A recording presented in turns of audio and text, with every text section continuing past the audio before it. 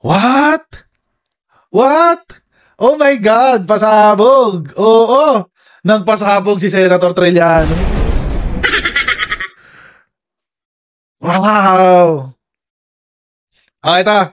So ito na nga, nag-file ng kaso si former Senator Trillanes, di ba? Kanina. File ng kaso. Si former Senator Trillanes. Ngayon, mga kababayan, etong update. Oo. Update.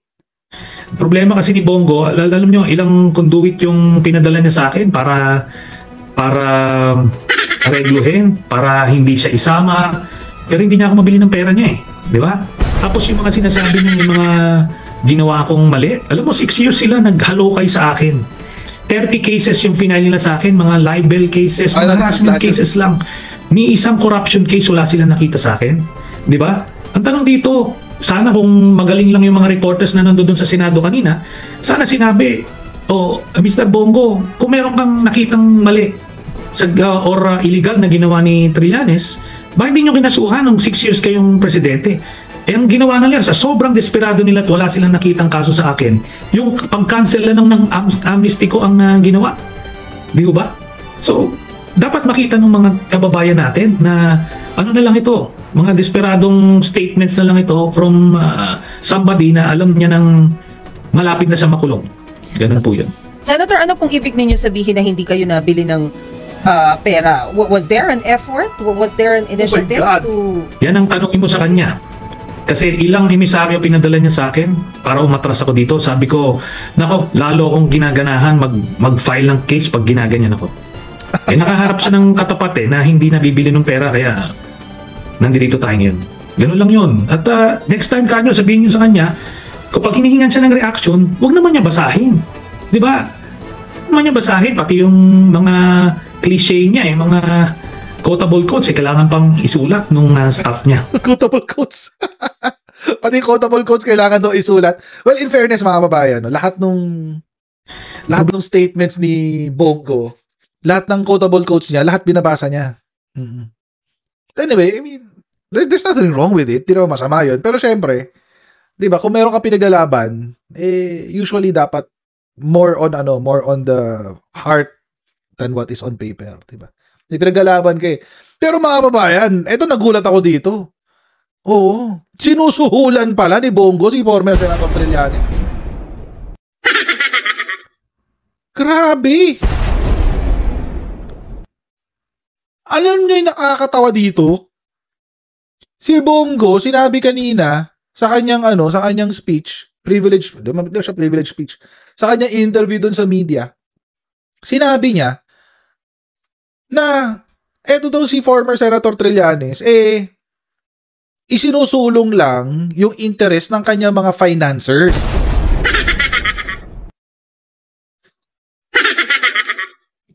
So sinabi niya na may financers daw to si former Senator Trillanes, but apparently problema kasi ni Bongo, alam nyo, ilang conduit yung pinadala niya sa akin para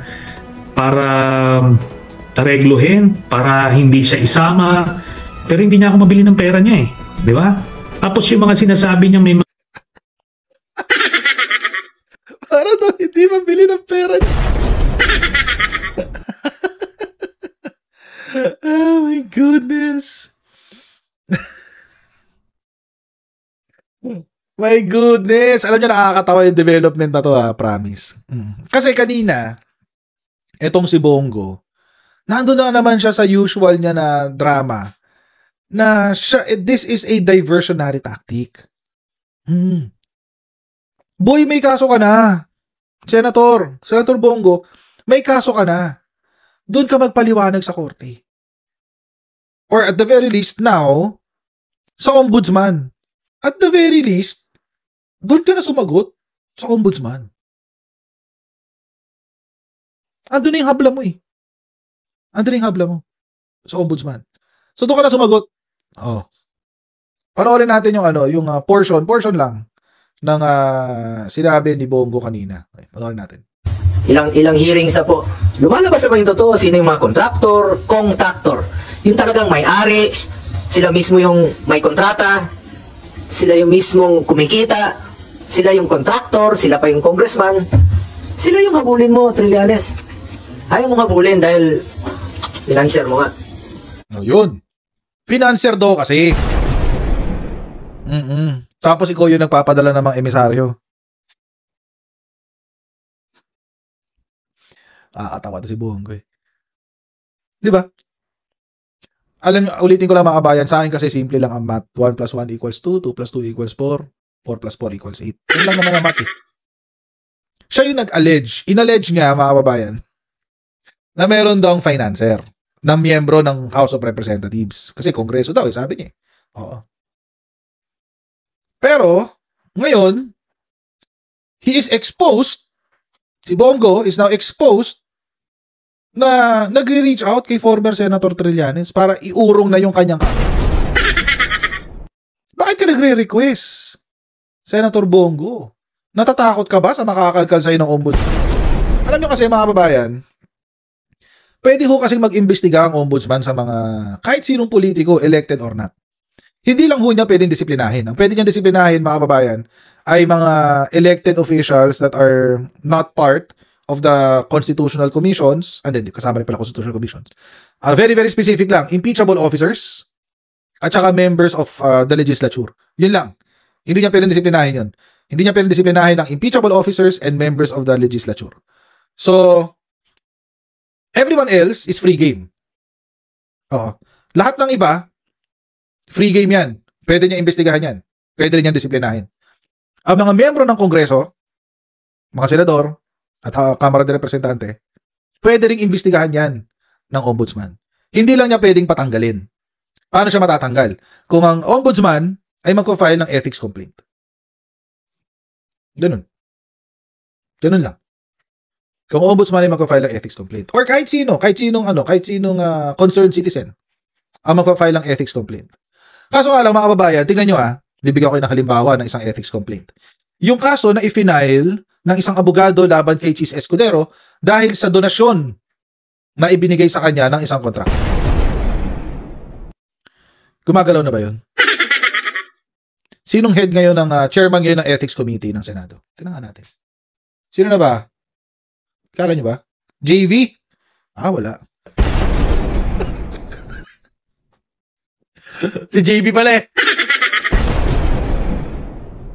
Di ba? Hanggang ngayon, di gumagalaw. Kung sino pa yung nagreklamo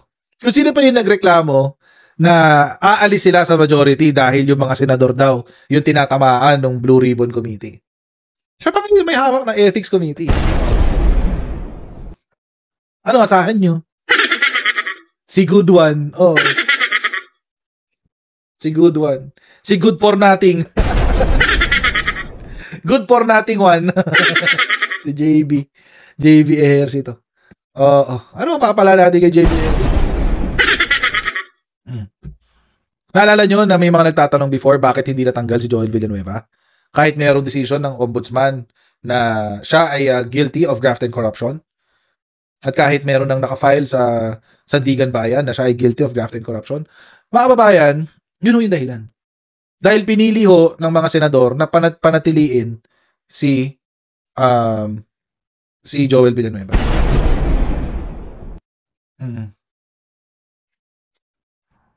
So, it's the same way.